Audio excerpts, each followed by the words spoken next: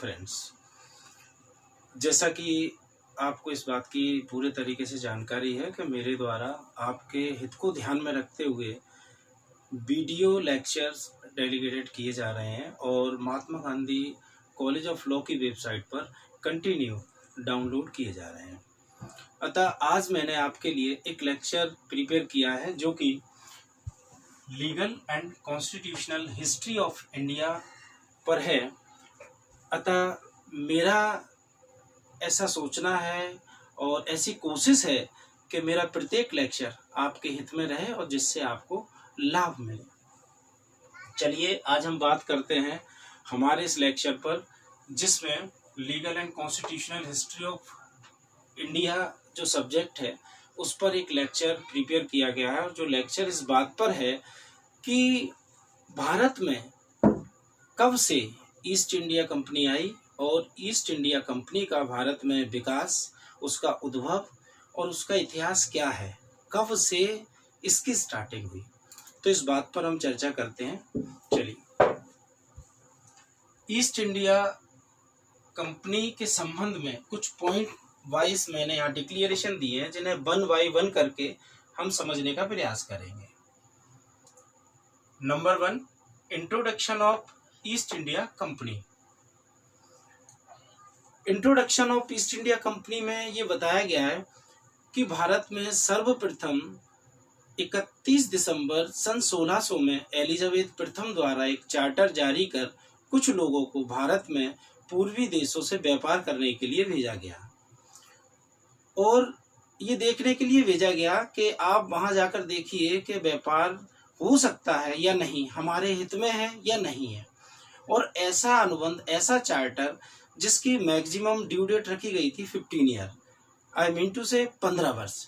15 वर्ष के लिए उन्हें व्यापार करने के लिए यहाँ भेजा गया था और उसमें यह शर्त रखी गई थी कि यदि आप व्यापार करना नहीं चाहते हैं, कंपनी व्यापार करना नहीं चाहती है, तो 2 वर्ष पहले ही कंपनी को, सरकार को इस बात की सूचना देना होगी कि हम यहाँ व्यापार करना नहीं चाहते हैं और वापस आ जाएंगे। और जो भी व्यापार करेंगे वो सरकार के नेतृत्व में करेंगे, अदरवाइज उसके अलावा व्यापार नहीं करेंगे। इसका कॉन्स्टिट्यूशन क्या था वो देखेंगे अपन कि ईस्ट इंडिया कंपनी के बारे में बताया गया है कि 31 दिसंबर सन 1600 में प्रथम चार्टर द्वारा आई थी।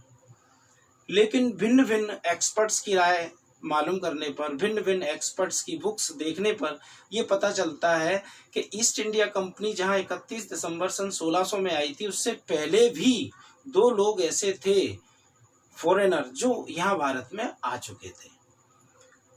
शायद आप सभी लोग इस बात से विदित होंगे और सभी को जानकारी होगी कि हमारे यहाँ वास्को डी गामा नामक एक व्यक्ति 1498 में आया था, जो कि जिसने पहला कदम अपना कोचीन में रखा था। एक और दूसरा व्यक्ति जिसका नाम है थॉमस स्टीफंस। थॉमस स्टीफंस सन 1579 में आया था। अप्रैल के महीने में वो अपने देश से चला था और यहाँ अक्टूबर में उसने अपना कदम रखा था।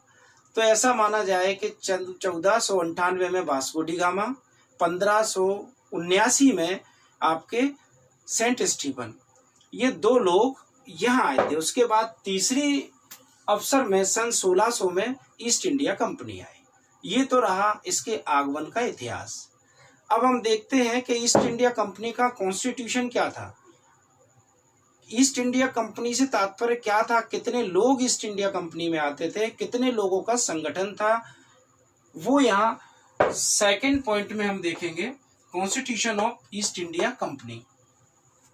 Constitution of east India company में एक गवर्नर हुआ करता था और 24 डायरेक्टर, कुल मिलाकर 25 लोगों का एक संगठन था और इनके अंडर में काम करने वाले लोग अनगिनत थे। ये वे अधिकारी थे जो अपनी कंपनी को सुचारू रूप से चलाने के लिए नियुक्त किए गए थे, जिसमें ये बताया है एक गवर्नर और 24 डायरेक्टर्स, यानी कि टोटल 25। तीसरा पॉइंट है पावर ऑफ कंपनी। क्या पावर थे कंपनी के, क्या फर्स्ट जो चार्टर डिसाइड किया गया था 31 दिसंबर सन 1600 में एलिजाबेथ प्रथम ने जब कंपनी को यहाँ भेजा था, तो क्या कुछ शक्तियां दी थी? हाँ, कुछ शक्तियां दी थी और कुछ शक्तियां बाद में बढ़ा दी गई। उनके संबंध में यहाँ 3 तरह की शक्तियों का जिक्र मिलता है। नंबर 1 कानून बनाने की शक्ति, नंबर 2 अनुशासनात्मक शक्ति, नंबर 3 न्यायिक प्रक्रिया संबंधी शक्ति यानी कि जुडिशियल पावर।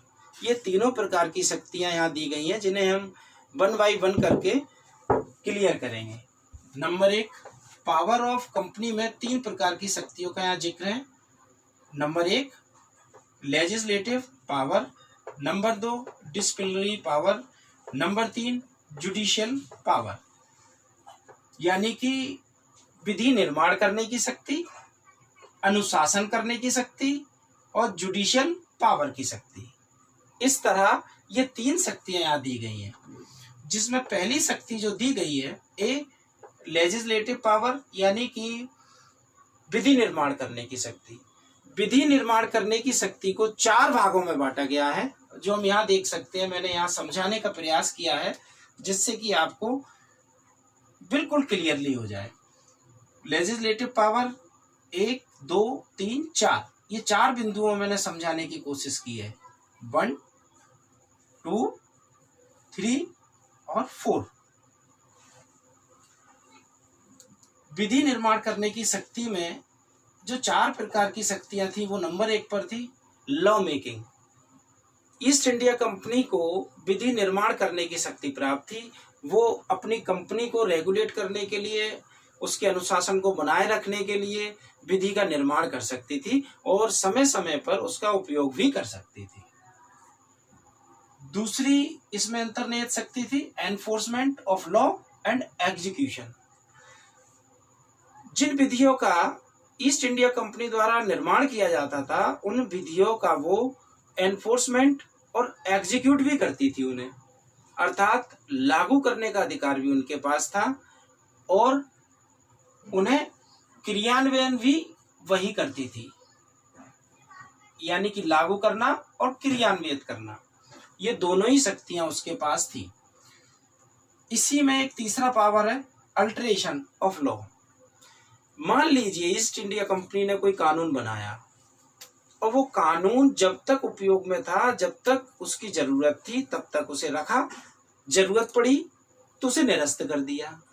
या सपोज दैट निरस्त नहीं करना है, कानून को रिपील्ड नहीं करना है, थोड़ा सा सुधार करना है, या तो कुछ घटाना है या कुछ बढ़ाना है, तो ऐसी कंडीशन में उस कानून को जो ईस्ट इंडिया कंपनी ने परिस्थितियों को देखते हुए बनाया था, समय के साथ साथ अल्टर कर सकेगी। चौथी इसमें इनहेरेंट पावर थी पनिशमेंट एंड इम्प्राइजनमेंट।